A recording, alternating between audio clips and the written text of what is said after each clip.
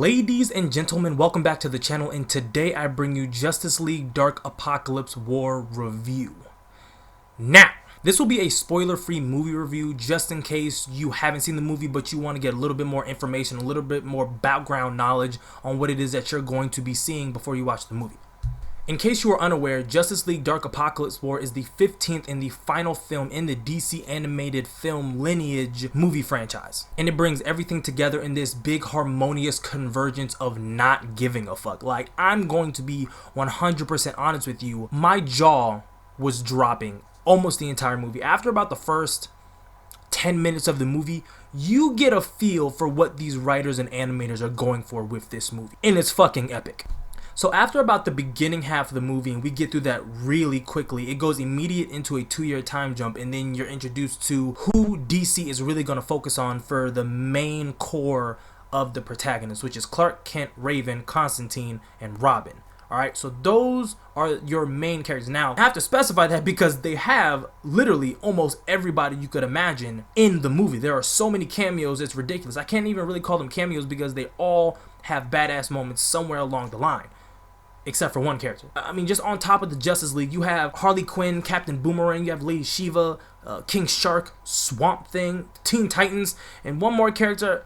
He does make an appearance, but I'm gonna let that marinate. I want that to be a surprise for you. But nonetheless, these are the characters that are going to be really pivotal throughout the entirety of this movie. Like I stated earlier, this movie does a brilliant job of just tying everything together in this one big cohesive final package that you get. And again, I have to tip my hat off to the writers for this film because it cannot be easy to tie together 15 movies, but they did. Alright, you have the references to the Flash Paradox, which was the first movie that was released back in 2013.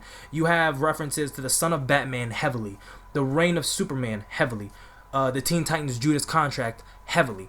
And that's kind of where all of these movies really focus around. Of course, it is the sequel to the Justice League Dark movie in 2017.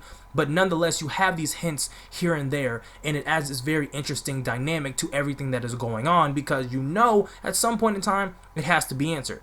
But you also get this feeling that the writers know what they're doing. Okay, this is not a traditional film. Like, you know, Marvel's Endgame, they were like, okay, this is the last movie. We have to tie up all the loose ends. We have to make everything look pretty.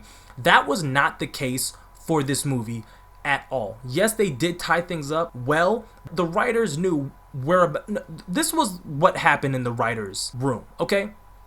The lead writer comes in day one of writing, and they were like, yo, this is the last film. And everyone's like, yep, of course, this is the very last film. Let's do it good. We got to make it good, make it very accurate, and we have to go out with a bang. He was like, I'm not really feeling that. From a canon standpoint, this movie does not follow the Darkseid War from the comic books accurately.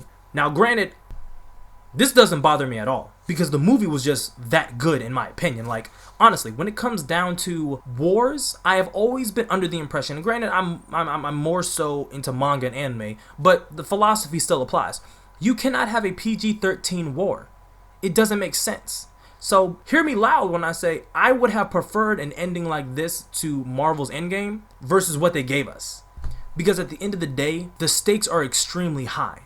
Whether it's Darkseid or Thanos, these are conquerors. These are world enders. Alright? They're not there to play. And you got that feeling from Darkseid more so than you got it from Thanos. This movie was an absolute roller coaster to watch, and I absolutely loved it, and I could not recommend it more for a finale to this 15 movie series run. But ladies and gentlemen, that is all I have for y'all today. If you made it to the end, thank you for rocking with me. If you are new, go plus ultra and smash that subscribe button. It lets me know that you rock with the content that I put out on this channel. This movie was phenomenal. I could not recommend it enough. If this movie does well, then I'll probably do a full-on like spoiler review. I might drop that maybe the day after tomorrow. Depends about how I'm feeling. I'm probably going to watch it again just to see if I can pick anything else out and have a definitive review. But this was for the people who haven't seen the movie. So go out, do your thing.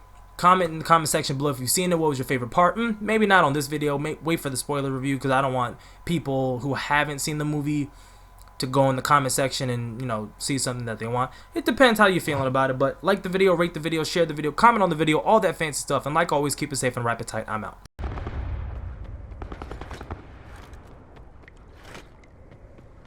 mission clock is running down.